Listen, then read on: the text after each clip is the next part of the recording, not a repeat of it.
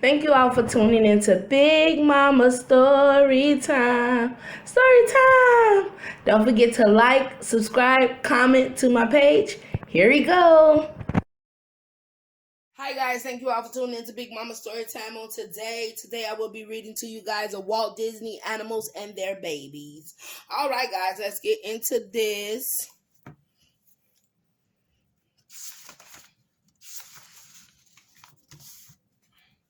Mowgli was puzzled. He was beginning to notice that he was different from his wolf brothers and sisters. Of course you're different, said Mother Wolf when he asked her about it. We're wolves. You're a man cub. Then tell me about wolves, Mother, Mowgli said. Wolves and foxes and even pet dogs all belong to one big family, said Mother Wolf. We are all dogs. We are the same in many ways. We are different in other ways. Wolves live together in families called packs. All the wolves in the pack help with hunt and help to feed and take care of the babies. The little wolf cubs play like puppies. They watch the hunting games of the older wolves, and when they are old enough, they learn to hunt with the pack. Oh, interesting.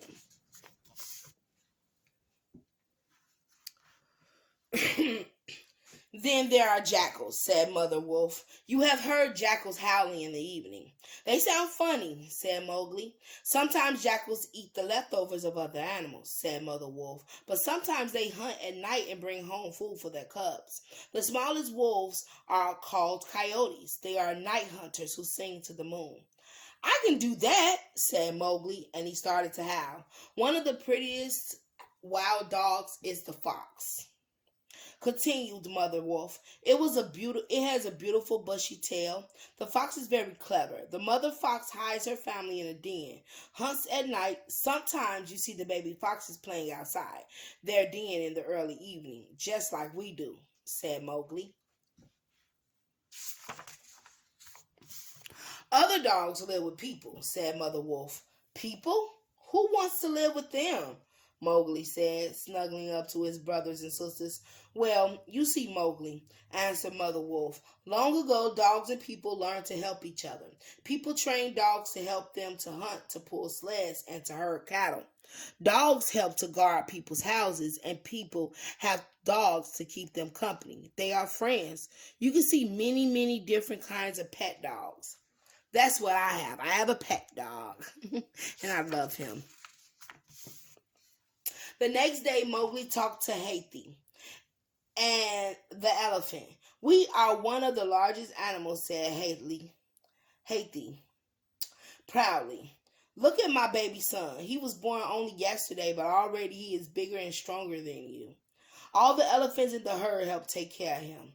When he grows up, this baby elephant will have the large tusks like mine.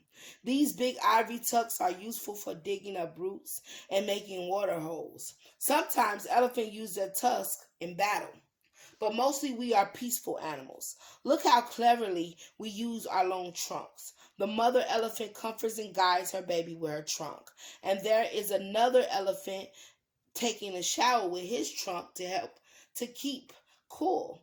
We use our large ears to fan ourselves and drive off flies.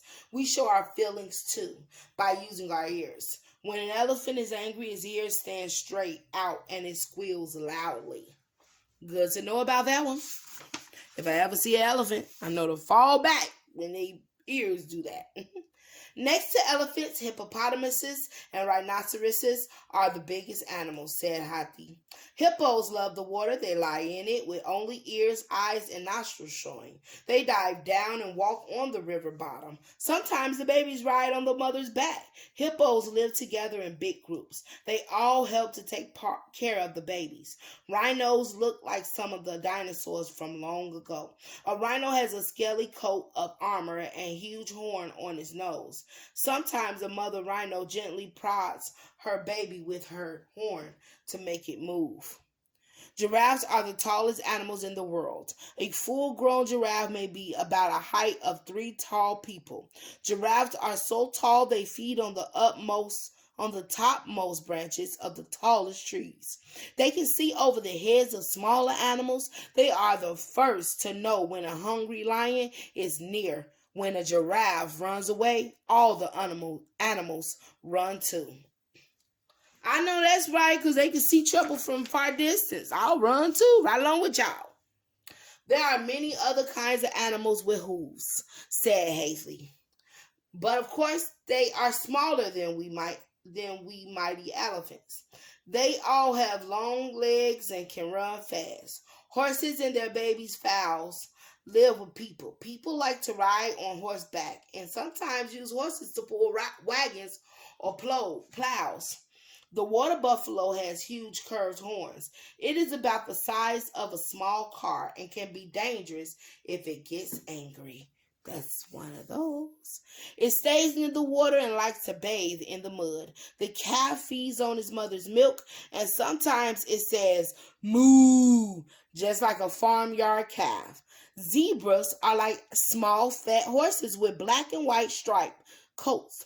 Their babies learn to run with their mothers soon after they are born. Zebras live together and travel together. When there are many animals together, it is difficult for hunters to catch any one of them.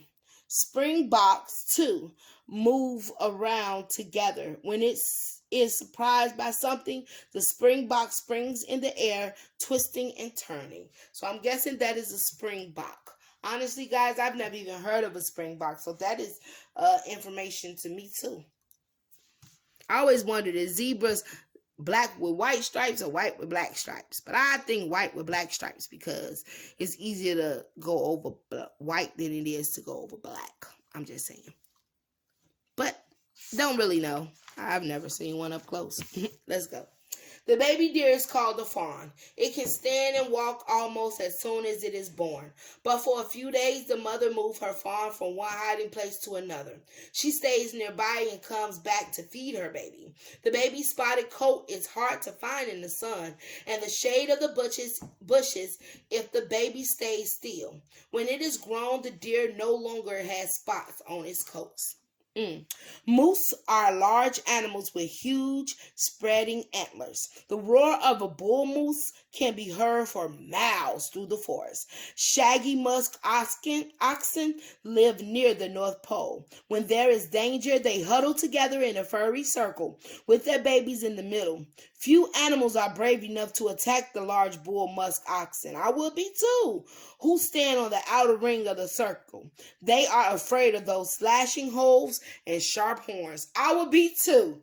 Okay, they look like they'll go right into my body, guys. I'm okay. I'm okay. Just then, Baloo the bear came lumbering by. What do you know of animals in cold countries? Sniffed Baloo to Hathi. Come on, little britches. I will tell you all about bears. We live everywhere, in steamy jungles and mountain dens and the icy cold of the north. We can stand up on 2 feet just like you, and we like to play wrestling games and roll over on our backs and wave our paws. Bear cubs are born in hidden dens in the winter. When the mother is half asleep, she and the baby snooze until the days get longer and warmer. Bear cubs are tiny at first, but they grow fast. They learn to climb up trees or hide in their den when there is danger. They learn to eat berries and fruit and honey. They catch fish, and some kind of bears eat other animals. I didn't know that last part, eat other animals part. The biggest bear of all is the polar bear. It grows to about 11 feet tall. That's taller than the tallest human. Polar bears live in the ice of the far, far north with their snowy white cubs. Some animals look like bears but really aren't bears, continued Baloo. A panda is often called a bear, but it is really a relation of the raccoon. A panda, for real? I did not know that, guys. That's something new. A panda is black and white and round and cuddly. Pandas live high in the cool mountains of China. Not many people have seen pandas except in zoos. When panda babies are born, they are even tinier than bear cubs. They weigh no more than mice. Wow, didn't know that either. The big panda mother holds the baby in her arms. She feeds it and plays with it until it can take care of itself. Oh, wow, I didn't know they come that small. That's something interesting and new, too. The koala looks like a bear, but it is certainly not a bear, said Baloo. It is a relative of the kangaroo. And I knew that one. It has very thick gray hair.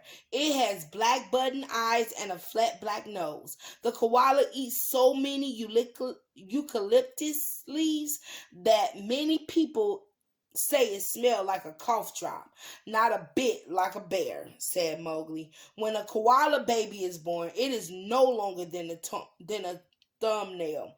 The baby crawls into his mother's pouch, and there it stays until it is strong enough to crawl out and hang onto tree branches or his mother's back. Now, I didn't even know a koala had a pouch.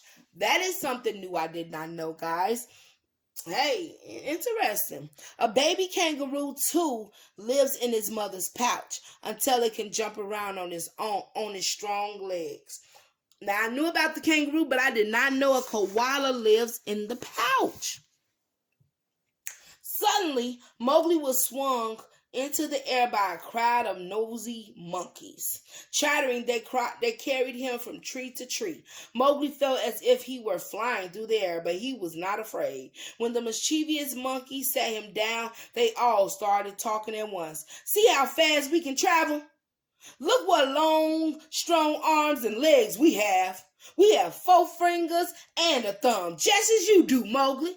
And we have them on our feet as well. And with our long, wonderful tails, we can hang upside down on branches if we want to. See how tightly a baby monkey holds onto his mother's fur as she flies through the branches? Monkeys are very, very clever, said Mowgli. Of course, said one of the monkeys when the chattering had died down. There are apes too. What are apes? Said Mowgli. The old monkey looked closely at the man cub. They are a little like us and a little like you, he said. Some of them are huge and have 2 tails, shrieked the other monkeys, giggling.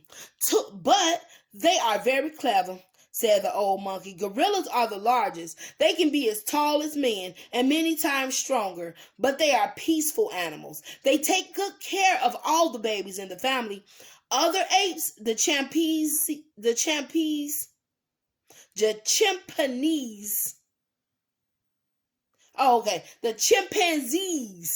and the orange hair orangutans care well for their babies too.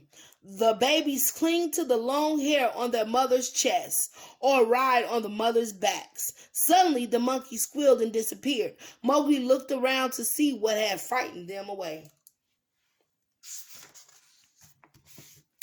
Noisy chatterboxes. It was Bagheera, the Black Panther. Bagheera had crept up behind Mowgli on his large padded paws. His coat was shiny and sleek, his whiskers long and his big teeth white, and as sharp as knives. "Oh, Bagheera, did you have to scare them away?" Mowgli complained. "Monkeys aren't my sort," replied Bagheera. "Let me tell you about a more noble family of animals, cats. All cats are beautiful, even our old enemy Shere Khan, the tiger. And a tiger is also a cat, one of the biggest of our beautiful family. A tiger's coat is golden, orange, and white, striped with black. Tiger kittens are tiny when they are born. The tiger mother stays close, feeding them and fiercely driving away enemies. She carries her cubs in her mouth to move them to safety. And there are so many other beautiful cats," said Bagheera.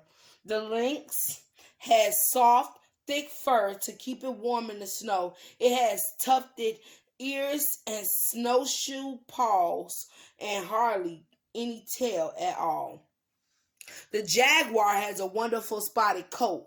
Like many cats, the jaguar and her cubs like to cool off and swim in the water. The jaguar or puma can leap up into a rock high above it to escape its enemies. Perhaps the greatest hunter of us all is the cheetah. It can run much faster than a horse. The little ones cannot keep up with the mother at first, but they soon learn." I always wanted to see a cheetah, mainly because it runs so fast, but I don't want to be that close now. Most cats live alone and hunt alone after their cubs have grown, said Bagheera. But lions are different. How so? Said Mowgli. Lions live together in families called prides. The father lion is sometimes called the king of the beasts. He wears a mane of heavy fur around his head and neck. His mighty roar can be heard for miles. But if you ask me, sniffed Bagheera, he is a lazy fellow. The lionesses, the female lions, do most of the hunting. They look after each other's cubs. The cubs play just like all kittens, but each playtime is a time of learning too. Cubs learn to hide and pounce. They stalk each other and make sudden dashes at each other. They watch the grown-ups and soon they learn to do their share of hunting. But it is always the king of pride who gets the first share of the meal, for that is the way of the lions. What the mess? Okay. And then, of course, there are the cats that live with the people, said Bagheera. Really? Said Mowgli. You mean that people own cats? Oh no, said Bagheera. Nobody owns a cat. Cats decide to live with people. They let the people pet them and feed them and give them soft places to sleep. And in return, the pets purr and look beautiful and make people happy. Many are dark and sleek like me. Some are white, some house cats have thick, fluffy coats. Some cats are striped. Some have patches of black and white and orange. Others, like the blue-eyed Siamese, have strange, loud voices. And though house cats are fed good food, many of them still act like mighty hunters of the wild. They crouch and pounce and carry home rats and mice and other small animals. Okay, guys, I'm not really into cats. I'm not a cat person because of this in particular. They do act like they own the place. So I'm not really a cat person. I'm more of a dog person. So yeah, let's keep going. Rats and mice make very good food for cats, said Bagheera. Rats and mice often live where people live. They eat people's food and chew their furniture. But there are lots of chewing animals that live in the wild and they do no harm. The groundhog chews all summer and sleeps all winter. It digs underground tunnels in many places so it can shelter in whatever hole is nearest. This squirrel has a long, fluffy tail. When it finds a tasty nut and the squirrel may stuff it in his cheek pouch to eat later or to hide underground. The chipmunk scampers around over the ground and up and down trees. Or it may sit up on his hind legs, staring around with his large eyes or twitching his nose. When baby cottontail rabbits are born, they stay in a little den lined with their mother's soft fur until they are old enough to run and nibble on grass. Oh, a fur-lined bed sounds so cozy, said Mowgli. Yeah, because learning all about these animals getting you tired. I understand. Reading about them getting me tired. Here's a mother skunk. With her string of little black and white babies, all animals are careful to stay away from the skunk. If this skunk gets scared by a porcupine, she will spray with a special liquid from beneath her tail. The spray smells very bad, and it may sting the porcupine's eyes. Up in a tree, Sleepy Possum carries her babies on her back to keep them safe. She is waiting for evening when she will go hunting for eggs and fruit. Down by the stream, a shiny-eyed raccoon is fishing. The little raccoon is furry and pretty. She is also very clever with her long fingers. She can catch fish, peel fruit, dig holes, and climb trees. The raccoon babies are safe in their home in a hollow tree trunk. Okay. Most animals don't have real homes. They must keep moving to find food, but some, like beavers, live in family homes for a long time. Beavers have long, sharp, yellow teeth. They chew and chew on a young tree until the tree falls down. Then they roll the tree down the bank of a river. Lots and lots of trees piled together make a dam, which is a kind of a wall. The dam holds back the water of the stream. Soon there is a deep pond. In the pond, the beavers start to make their home or lodge. The lodge has different rooms. There's even a nursery for their babies. The beavers make chimneys so they can breathe when the pond is frozen over with ice. Baby beavers help by chewing up twigs and leaves to fill in holes in the dam. When the lodge gets too crowded, young beavers swim away to build homes of their own. It's nice to have a home, said Mowgli, yawning. I think it's time for me to go home. Goodbye, Bagheera, and thanks. Mowgli started back to Mother Wolf's den. That is interesting on how that works. Welcome home, little Mowgli, said Mother Wolf. Nighttime is sleeping time for little Mowglis. All young creatures must sleep and rest to become strong. A baby monkey rests in his mother's arms. 3 spotted lion cubs curl up together. Baby rabbits cuddle up in their burrow. The raccoon babies are warm and sleepy now. And little Mowglis, like all human children, say good night, sleep tight. Oh, look at him laid down with his family, his wolf pack. All right, guys. That is the end of Walt Disney's Animals and Their Babies. All right, guys. Thank you all for tuning in to Big Mama Story Time. Please don't forget to like, share, comment, and subscribe to my page if you haven't done so already. All right, guys. Bye.